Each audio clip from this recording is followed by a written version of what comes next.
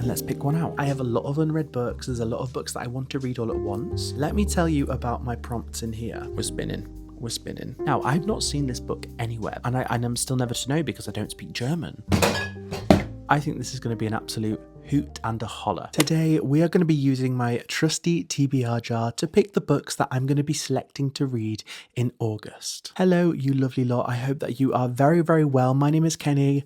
Welcome back to my YouTube channel. I hope that you are having just the loveliest day. I have a little microphone. Basically, I normally use the little handheld DJI mini mics, but I figured this is going to be a pretty long, lovely video that I want you to pop on in the background, make yourself a cup of tea, go about your day whilst I sit here, talk about books and pick what I'm going to read in August. So I thought a proper handheld mic maybe would be a little bit more comfortable, and we can walk around and we can just, yeah, and it hopefully is a little bit less sensitive, and we've got a nice little pop filter, but I think it's cute. Look at me. I keep seeing people doing like impressions, and I will not do it, of like Australian news anchors. I don't know if that's like a normal thing over there, but it's gone kind of like viral over here where they talk in a really specific voice, and I feel like that.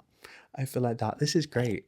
So yes, welcome back. It is almost August, which is absolutely crazy. We are heading into fall, autumn soon, which is my absolutely favorite season, which I feel like is quite common in the book community. I feel like we're all autumn girlies. So I'm very excited for that, but I still want to enjoy summer, and I still want to get some good reading done in August. Now, I am pretty anti TBR, but hear me out, okay? Hear me out. I am the most moodiest mood reader you will ever meet. I'm also a very slow reader. I like to take my time with books. So I hate sort of saying, I'm going to read 5 books this month, because I know I'm very likely not. However, I often get overwhelmed with decision. I have a lot of unread books. There's a lot of books that I want to read all at once. So I found over the past few months doing this in my own private life, where I have these prompts, I pull them out, I find a book that fits that prompt, allows me to kind of shop my bookshelves, and it allows me to basically get to grips with what I've got, narrow down my choices. So if I pick 6 books, which I'm going to pick out today, have 6 books and say, I probably will only read 2 or 3 of them, but at least I don't have to have a massive decision of my whole bookshelves, basically. So yeah, let me tell you about my prompts in here. This is not just a load of book titles and author titles. This is questions or challenges or things that I'm going to have to really scour my bookshelves to find, so I can compile a bit of a short list. So I'll just pick one out of the top, for example, so you can get a kind of feel as to what we're going for. So the top one is pick a book where the title is 1 word long. Okay, so for that, literally right next to me, I could pick Divergent by Veronica Roth, and then we could add that to the TBR, and then I might not get to it in the month of August, but I actually might. I think this is just a fun, interactive way of just doing this. I know loads of people do this on BookTube, but it's my turn now. It's my turn, okay? Whilst I'm recording this, we have about 5-ish days left of July, and July has been an okay reading month. It has been a crazy, crazy busy work month, which means reading always kind of takes not a backseat, but it's not as sort of much of a priority in my life, because when I am busy and when I am stressed, my brain just gets so wired that I really struggle to settle down and read. I've relied a lot on audiobooks, but I've read some really good books, but I've definitely been getting decision fatigue, which is why I'm very excited to get into this. Each month that we do this, I'm going to pick 6 different books based on the challenges that we are given from the jar, and then pick my titles. So I think without further ado, I've been yapping for long enough. Why don't we just get into it? Okay, the first prompt, let's have a go. Let's give it a good shake. And let's pick one out. What are we going to get? Ooh, okay, let's have a look. Pick a book over 400 pages. Now, this is not going to be a challenge for me, because I actually got this prompt the other day, and guess what? I didn't pick up that book. So let me quickly grab that, because it is right behind me, and let me talk to you. I wonder how much of that I'll actually keep in. Okay, people, so the first book that is going to be on our shortlist for August is Dungeon Crawler Carl by Matt Dinniman. I say shortlist. I think I'm definitely going to read this. I was talking on Instagram about maybe doing a little bit of a read along, read together kind of thing, because so many of you over on Instagram are really wanting to read this series, and so many of you have, and there's a lot of hype around it, and I know they're announcing like the cast at the minute of the TV sort of show, so feels like a perfect time to get into this behemoth of a book series, and maybe read it with you guys. So we're going to be doing like a crawlathon or a carlathon. I've not particularly figured it out, but I'll make some nice graphics and we'll maybe do it together on Instagram. But Dungeon Crawler Carl by Matt Dinniman. Let me tell you about this book. Very luckily, I've avoided a lot of spoilers for this book, but I know people love it. Let me read you the inside sort of jacket. The apocalypse will be televised. You know what's worse than breaking up with your girlfriend? Being stuck with her prize-winning show Cat.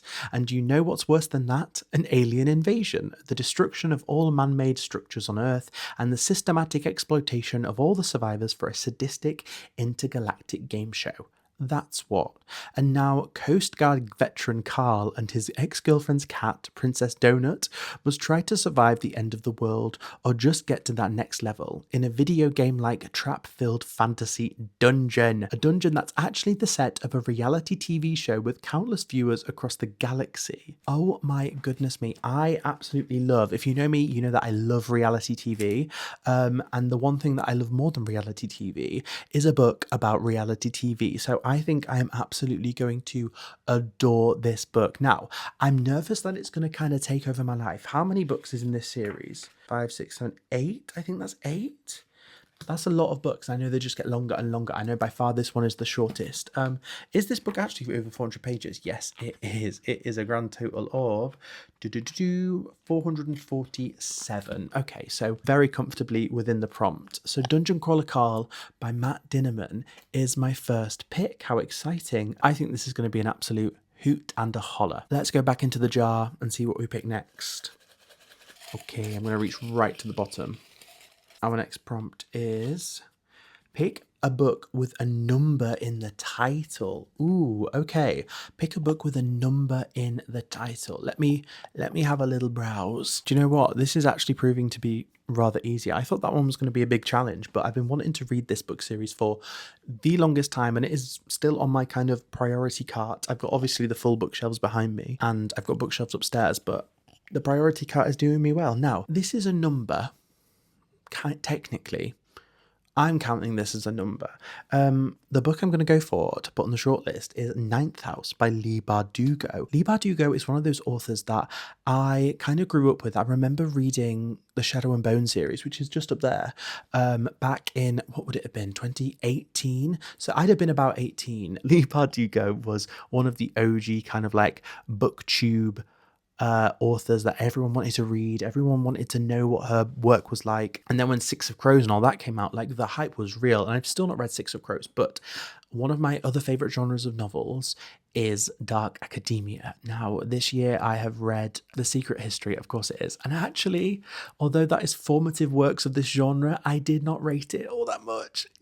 Tough one to say out loud, but it just wasn't my favourite book because I read If We Were Villains by ML Rio last year, and it is my favourite book of last year, and it's still one of my favourite books of all time. I thought that book was utterly phenomenal, but I'm still hankering for more dark academia. I read Catabasis by R.F. Kuang last year. I'm aware I'm just throwing loads of titles at you, but if you do like dark academia, write these down. So I've also heard that this is just a brilliant dark academia series, Ninth House by Leigh Bardugo. Let me kind of read you the back so we get to know what the book is about together. Welcome to the Ninth House. Galaxy Alex Stern is the most unlikely member of Yale's freshman class. A dropout and the sole survivor of a horrific unsolved crime, Alex was hoping for a fresh start, but her free ride comes with a catch. She has been tasked with monitoring Yale's secret societies, notorious haunts of the rich and powerful. Now there's a dead girl on campus, and Alex is the only person willing to look deeper, because of the societies are far more sinister and extraordinary than anyone ever imagined. They tamper with forbidden magic, they raise the dead, and sometimes they prey on the living. Take My Time, Ninth House by Leigh Bardugo. I know this is a series. I think the second one's called Hellbent or something, but this is absolutely what I love. Now, although this is on my shortlist for August, this does feel like a September read to me, but we'll see. We'll see where we get. We'll see if I'm fancying it, because right now I really want to start this just right now, but I'm in the middle of another book. But this sounds just chef's kiss phenomenal. 2 books down already, team. Well done. Let's give it another shake and see what we get. Okay, the next prompt is in my hands. I feel like Effie Trinket here. Welcome to the 74th Annual Hunger Games. Okay, this next prompt reads, pick a book with no people on the cover. Ooh, Okay, no people. No people on the cover. I think most of these are out. Oh, no, that one's not. That one's not out. Oh, no. I'm going to be really strict with myself. That one has hands, which counts as people in my opinion. Okay, I picked one. To answer the prompt of pick a book with no people on the cover, I'm going with Murder at Mount Fuji by Shizuko Natsuki. I've had this on my shelves for, I think, 2 or 3 months now. And the reason why I bought it in the first place is because this is apparently like an iconic work of Japanese crime. And it says on the back, a classic mystery novel from Japan's Queen of Crime. I love a cozy mystery novel. I love a murder mystery. They just bring me a lot of joy. I find them really easy to read. They kind of like take my mind off the world. They're just so much fun to get through. You can have a little guess about who's going to do what. So I kind of collect them, but I don't read them very often.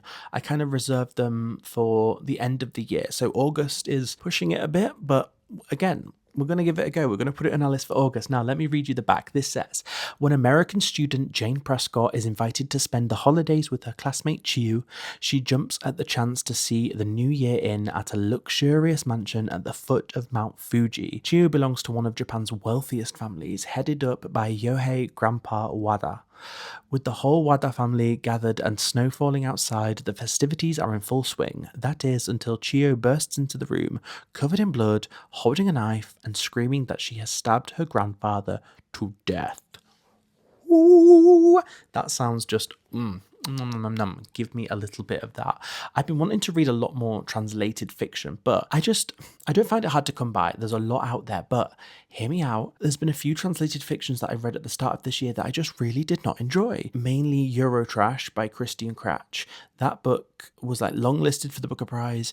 Everybody said it was just phenomenal, and then I read it and I was just like, this is trash, mama. This is trash. This is not Euro trash. This is just trash. And it kind of put me off translated fiction because I was like, okay, I can't tell right now whether I don't like this book because of the plot and the authors or whether it's just been translated really, really badly. I just thought that was a really interesting kind of distinction that I was thinking like, is it the translation? Is it the actual novel? I'm still never to know because I don't speak German.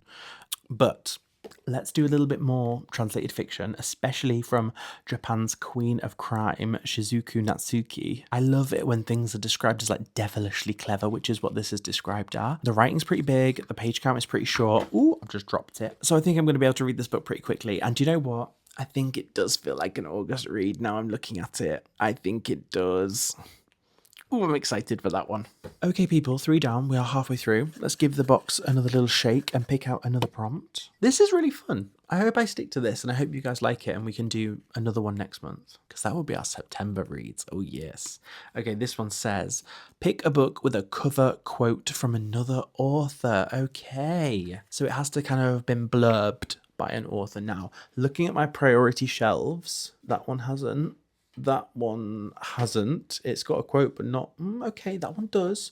But I don't want to add a thriller on there. I've picked it. I've already decided. That was easy. Let me tell you about my history with this book because it's a little bit complex. So I've owned this book for years and... God, it would have been 5 years ago now. I tried to read this when I went to Edinburgh. And I got about 100 pages in and I was just like, I'm not connecting to this book at all. And it was one of those books that was so hyped. And I just thought, maybe it's not for me. Maybe it's not. But that hype has endured. This book is still popular to this day. It's still finding new readers and new readers are still loving it. So reflecting on my life back then versus what it is now, maybe my tastes have developed and changed to enjoy this novel, and I'm really hoping they do because it is The House in the Cerulean Sea by T.J. Klune. Now, I heard you all gasp. I heard you all gasp towards your laptops or your phones or however you are watching this.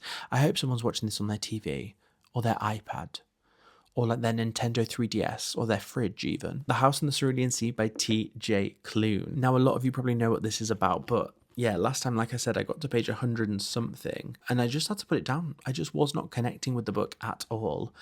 Let me quickly tell you what this is about by reading you the back. Linus Baker is a by-the-book caseworker in the department in charge of magical youth. At 40, he lives in a tiny house with a devious cat and his old records for company, but his quiet life is about to change. Linus is summoned by extremely upper management and given a curious and highly classified assignment: travel to an orphanage on a distant island and determine whether 6 dangerous magical children are so dangerous, in fact, that they are likely to bring about the end of days. Oh, this sounds good. It sounds a little bit like Miss Peregrine's Home for Peculiar Children, but I know there's a lot of other different themes and ideas explored in this, including, I think, some queerness. I think it's very queer, maybe. I'm not quite sure. Anyway, sorry, the prompt says that we're answering. This has to have a quote from another author on the front, and it does. It has a quote from V.E. Schwab that says, "I loved it. It's like being wrapped up in a big gay blanket. Simply perfect." Ah, it's very gay then. I like that.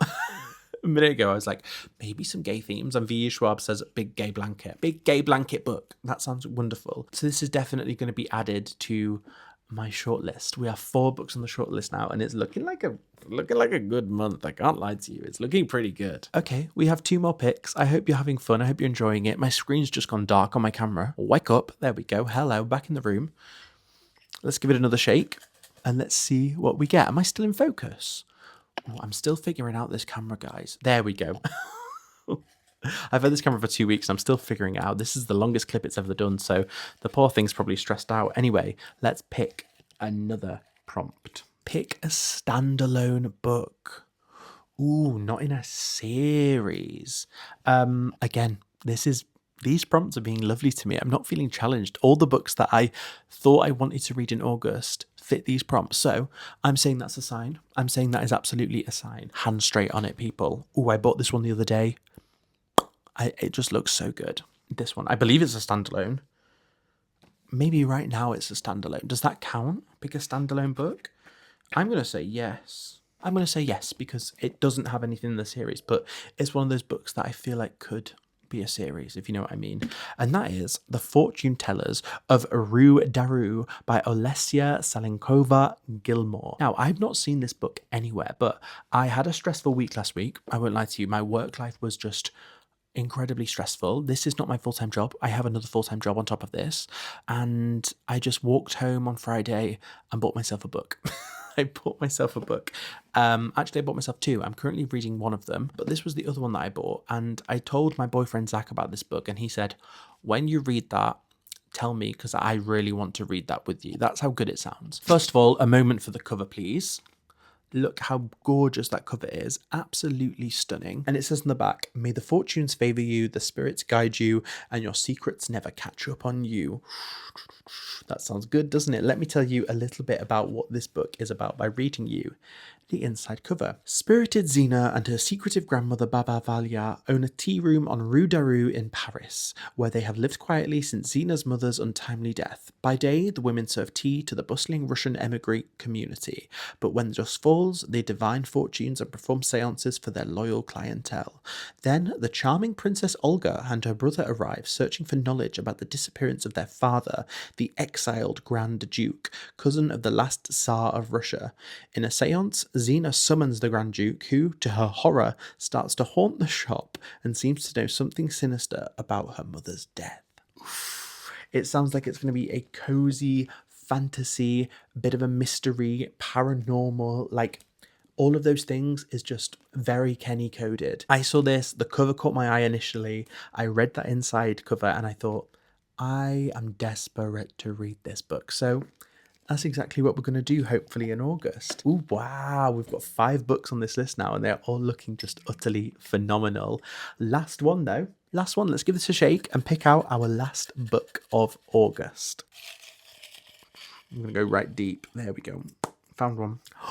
I was hoping one of these have come up. Oh my goodness. Use a random letter generator and pick an author whose surname starts with that. I'm going to talk to Siri. Hey Siri, pick me a random letter. It's just sent me to letter pick a wheel. All right, letter pick a wheel it is. Let's do this. We're spinning. Oh, I hope it's a good letter. Oh, what's it going to land on? Q. Q. What am I meant to do with Q? An author whose last name starts with a Q. I'm going to have to go venturing over there because I can already see it's not happening here. A Q. Right. I'm off to the bookshelves. Give me a sec. A Q.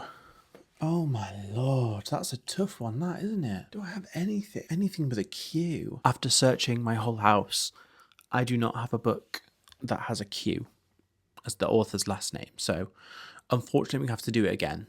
I feel morally strange about this. I wish I had a Q. Right, let's try and spin again. Oh, that's such a shame. Okay, what are we going to get this time? You've got to be joking me. You've got to be joking me. Q.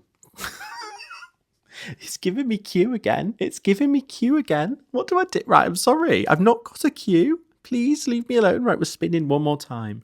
For a third time. Third time lucky, girls. Okay, it's not Q this time. It is... Ooh, J.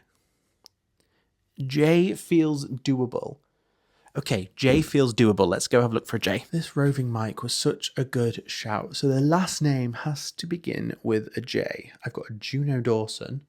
That's the first one. Jennifer Saint. Again, that last name, Jacqueline Wilson. Lisa Jewell.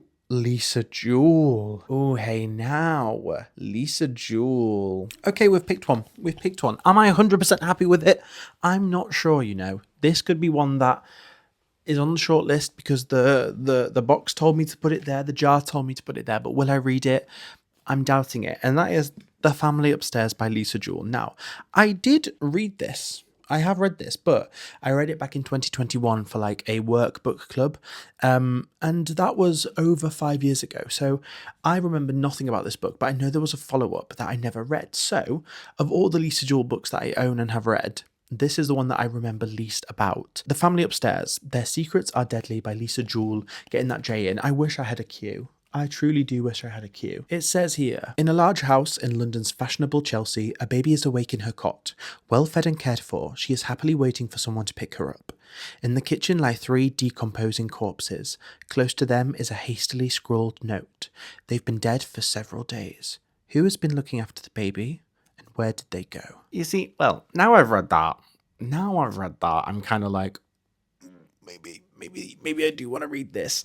I've got Murder at Mount Fuji on the list for August, which is kind of my murder mystery, but I know this is more of a thriller killer. But this is why we do this challenge, because I would have just not touched this book for the next year because I thought, I've read it, I don't remember what it's about, but I've read it.